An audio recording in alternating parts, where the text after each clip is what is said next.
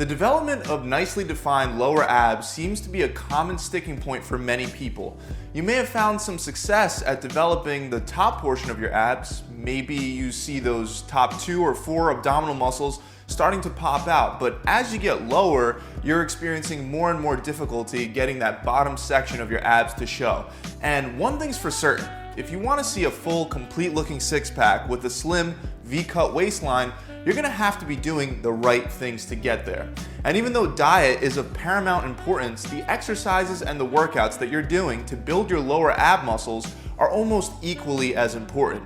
So that's why I wanna go over the 5 best lower ab exercises that you're actually probably not even doing. These are gonna be by far the most efficient lower ab exercises out there that'll put the most stress on that bottom portion of your abs so you could experience the fastest results possible. Before we dive into the first exercise, I'd like to mention that your rectus abdominis, which is that outer layer six-pack looking muscle, is one muscle group. So we can't strictly isolate the lower abs without also incorporating some upper ab work as well. But what we can do is we can put more tension on the lower ab area by doing exercises from different angles, by adjusting your form, and by incorporating more efficient training techniques. And I'll be going over all of that in today's video. So let's start with one of the most efficient lower ab exercises that you're probably not doing. It's called an incline leg raise with a pulse up. The incline angle of this movement presents an advantage that most hanging and lying flat down movements don't have, meaning incline leg raises are going to be far more efficient than regular leg raises done flat on your back, because with regular flat leg raises, you can only bring your legs up to about 60 degrees before the tension comes off of your abs. Once you go past that and get closer to 90 degrees, your bones and joints begin to carry the load instead of your abdominal muscles that you're trying to target. Also, as you lower your legs back down, the tension quickly switches over to your hip flexors before you even get back to your neutral starting position. The regular hanging leg raises are also not quite as efficient because when you're perfectly vertical, it's once again easy to incorporate a lot more of your hip flexors into the movement. There is a modified way to perform hanging leg raises in which you can target your abs much more effectively, which I'll go over in a bit. But with the incline bench, I want you to understand that you're getting a perfect angle to target the abs. To do this exercise, you would use the same bench that you would use for decline sit-ups, except instead of having your legs above your head is going to be above your legs. For this reason, you're going to need to hold on to something behind your head in order to keep yourself from sliding down the bench. Once you're in position with your hands gripping something above or behind your head, you're raising your legs straight up all the way until your feet are pointed up towards the ceiling. Once your feet are directly pointed towards the ceiling, you're going to do a pulse up by raising your hips and your whole lower body off the bench up towards the ceiling in a straight line. Don't bring your feet and legs behind your head while doing this. Keep them straight up towards the ceiling the whole time. After the pulse up, slowly lower your hips back down to the bench and then lower your legs back down almost all the way until you touch the bottom of the bench and then go right back up. With your very first rep, you'll notice how much more of a range of motion you'll get out of this exercise versus regular flat or regular hanging leg raise movements. As you progress with this exercise, you could try to add a weight between your feet as well to make it even more challenging.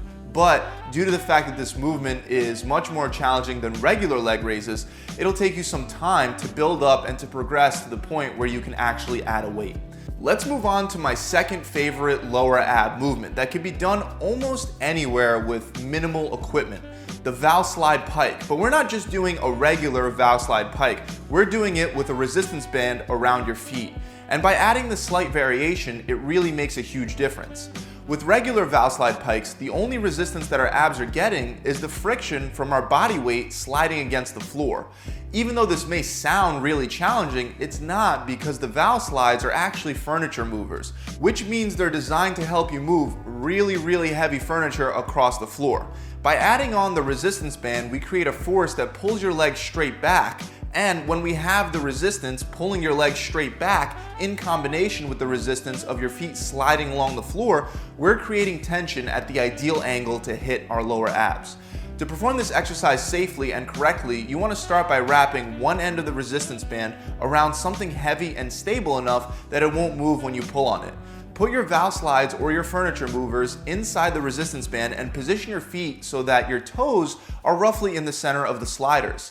Next, place the resistance band around your ankles, get into a push-up position, and walk your body forward until you no longer feel slack and instead you feel some resistance pulling you back. Slide the valve slides towards your hands until your hips are up high towards the ceiling, then slide back out to the push-up position and repeat.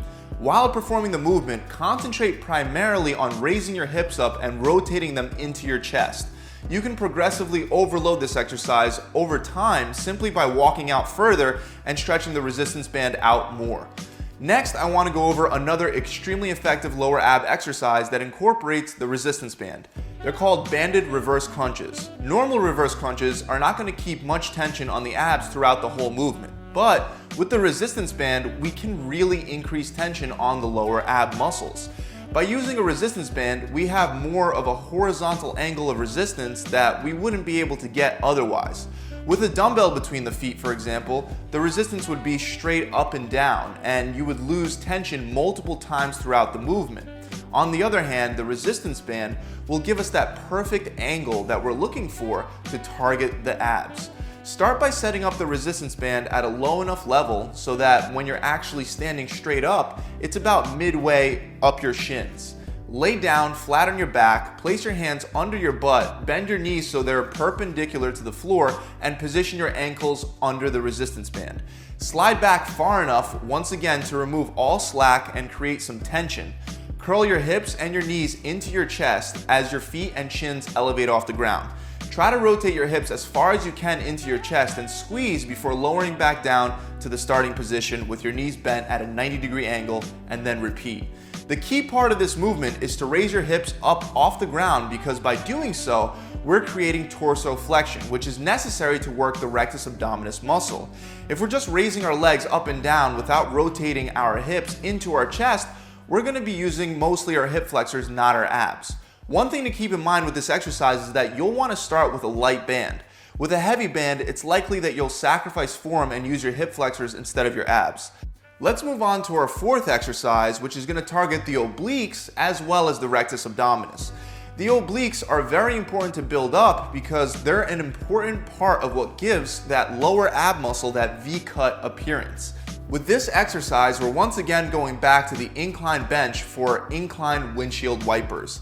The angle that we get out of this movement makes it a far more effective exercise than regular windshield wipers that are done on the floor because we keep the tension right on our lower abs the entire time.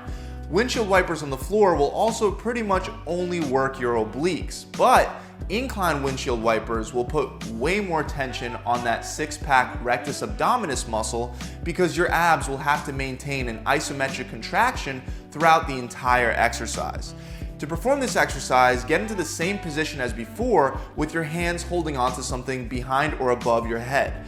From there, you can do it one of two ways, the easier way or the more advanced way. The easier way would be by bending your knees and pointing them straight up towards the ceiling. Then you would raise your hips slightly off the bench, and then you would rotate your lower body from left to right. The more advanced way would be by straightening your legs so that your feet are now pointed straight up and then rotating left to right from there.